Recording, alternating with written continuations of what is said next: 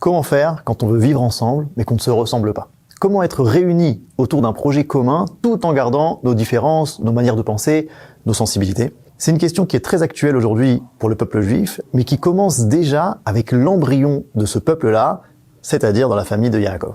Parce que si jusqu'à maintenant la promesse divine passait toujours par un seul fils, de Abraham à Yitzhak, puis de Yitzhak à Yaakov, Yaakov, lui, il a 12 fils, 12 personnalités totalement différentes. Et la volonté de Yaakov, c'est que cette fratrie reste à la fois unie autour de ses valeurs, mais qu'elle conserve sa diversité. Et pour ça, il va avoir un comportement très surprenant. Yaakov va faire du favoritisme.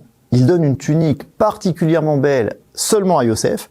Il écoute ses rapports qui semblent être calomnieux sur ses frères.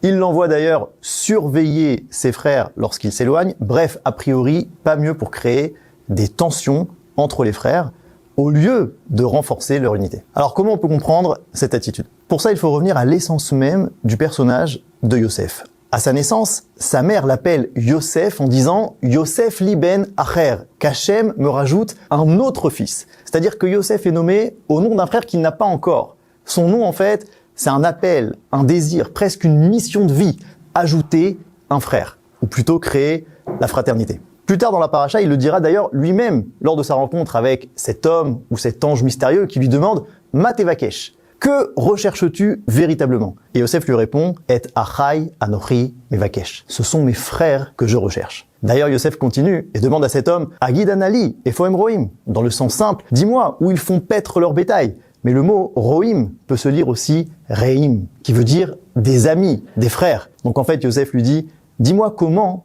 je peux faire d'eux des frères ». C'est ça qu'il recherche. Donc Yaakov sait très bien qui est Yosef. Il sait que Yosef, c'est pas seulement celui qui n'a pas peur de la diversité, mais au contraire, celui qui la désire profondément. Parce qu'il ressent que sans ses frères, il est manquant. Il n'est qu'une partie de lui-même. Alors qu'avec ses frères, il pourrait, ensemble, construire quelque chose de tellement plus grand, tellement plus beau. Et c'est ça l'intention de Yaakov. Quand il donne à Yosef cette tunique multicolore, il lui dit en vérité, tu es comme cette tunique. Tu es capable d'unifier des couleurs différentes en un seul vêtement, de créer une harmonie belle, cohérente, à partir de la diversité. Pareil, quand il l'envoie chez ses frères, ce n'est pas pour les surveiller, mais il lui dit « L'erna re'e et shlom achicha ». Va essayer de voir, de créer ce shalom, cette harmonie entre tes frères. Et cette mission, Yosef va d'ailleurs la garder, même 20 ans plus tard, lorsqu'il est gouverneur d'Égypte. Il se révèle à ses frères seulement lorsqu'il vérifie que leur lien est inconditionnel, qu'ils sont prêts à être tués ou emprisonnés les uns pour les autres. Et au moment où il se révèle à eux, il pose cette question tellement forte, Aod Avinu Chai.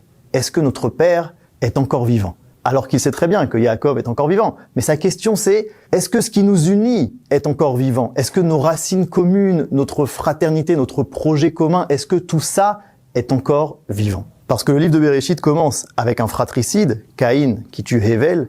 Est-ce que nous, on est capable de réparer ça, de vivre comme des frères? Et là, les rêves de Yosef prennent tout leur sens. Quand il voit ces 11 étoiles ou ces 11 gerbes de blé, donc ses frères, qui se prosternent devant lui, on ne parle pas de domination, on parle d'être tous tournés vers la même chose. C'est comme s'il disait, mon rêve, c'est qu'on soit tous réunis autour d'une même valeur, la fraternité.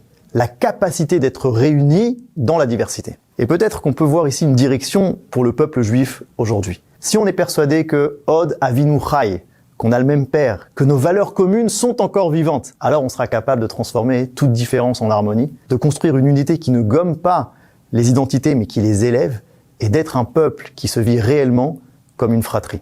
Shabbat Shalom.